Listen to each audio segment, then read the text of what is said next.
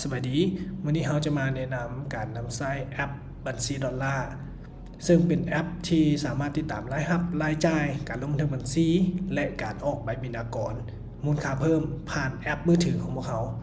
สำหรับลูกค้าที่มีระบบของเขาอยู่แล้วเนาะสามารถดาวน์โหลดแอปบัญชีดอลลาร์ใน Google Play หรือ App Store ของเขาเนาะหลังจากนั้นทานสามารถนำใช้ User หรือ Password ของทานเข้าในแอปมือถือตัวนี้ได้เลย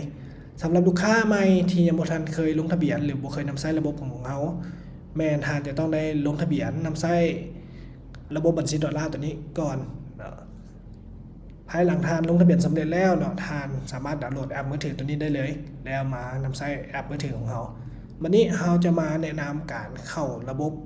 แอปมือถือของเขาโดยการใส่อีเมลรหัสผ่านของเขาเนาะแล้วกดเข้าระบบ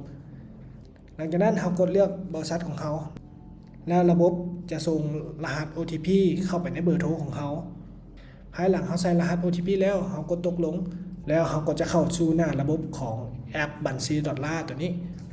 หลังจากนั้นเขาจะมาสาธิตวิธีการออกใบบินเก็บเงินผ่านแอปมือถือเนาะในหน้าหลักจะเป็นหน้าแสดงฐานะการเงินของเขาการเคลื่อนไหวธุรกรรมการเงินของเขาเนาะขบวนการบันทึกรายรับแมนเขาสามารถกดหมายบวกตัวนี้แล้วเพิ่มรายรับในหน้านี้จะเป็นหน้าฟอร์มการบันทึกรายรับข้อมูลของเขาระบุวันที่บัญชีเงินที่เขารับจำนวนเงินระบุอัตราแลกเปลี่ยนในกรณีเป็นเงินต่างประเทศ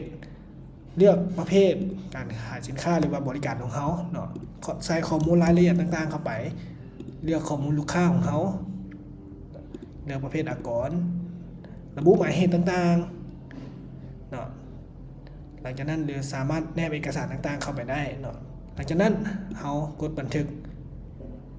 ในขบวนการตัวนี้เป็นการบันทึกรายรับของเขาเนาะแล้วทานสามารถออกบิณฑกรได้เลยเนาะในขบวนการกดสร้างบิณฑกรแมนจะอยู่ปุ่มนี้หรือถ้าทานบ่มั่นใจสามารถเบิ่งบินตัวอย่างได้ก่อนก็คือกดเบิ่งบินตัวอย่างและนี่จะเป็นบินตัวอย่างให้เขาสามารถกดซื้อบริษัทข้อมูลของลูกค้าของเขาต่างๆเนาะจำนวนเงินอย่างต่างๆภายหลังเขากดสำเร็จแล้วเขากดจะเข้ามาสร้างบิณฑกรตัวจริงเนาะให้เขากดตกลงตัวนี้แล้วทานกดสามารถส่งบิณฑกรตัวนี้ให้กับลูกค้าของเขาได้เลยตัวนี้จะเป็นบิณฑกรใบ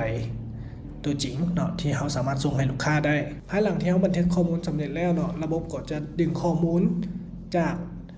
แอปมือถือตัวนี้เข้าไปในระบบหลังบ้านของเขาก็คือเป็นตัวเว็บไซต์เนาะตัวนี้ก็จะเป็นหน้าลงบันทึกข้อมูลที่มันลิงก์จากแอปมือถือเข้ามาสู่หน้าเว็บไซต์ตัวนี้เพื่อสร้างเอกสารรายงานการเงินต่างๆออกมาเนาะสำหรับท่านใดที่มีความสนใจ